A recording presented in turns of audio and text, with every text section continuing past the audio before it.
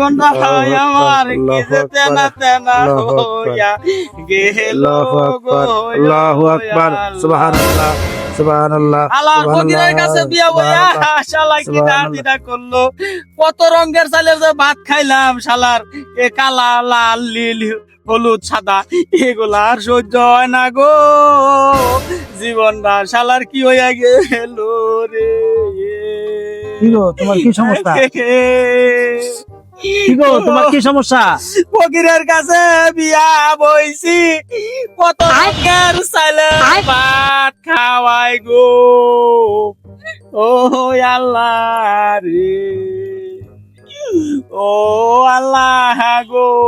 আচ্ছা তোমার সমস্যা কি?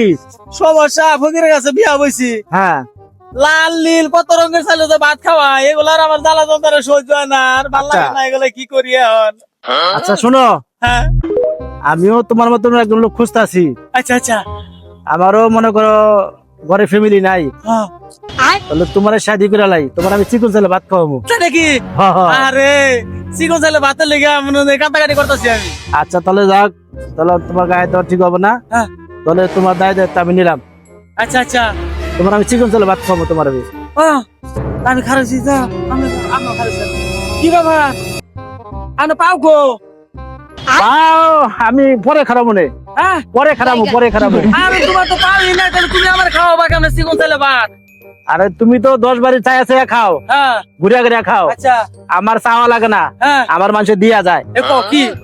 তাহলে তো আমার সুবিধা হবো, তাহলে তো তরকারি কোনো লাগবে না। না না না না না। না না ঠিক আছে, তাহলে আমি তোমার কথা রাজি আছি। আচ্ছা ঠিক আছে, যা তাহলে মিলে দিলে থাকো।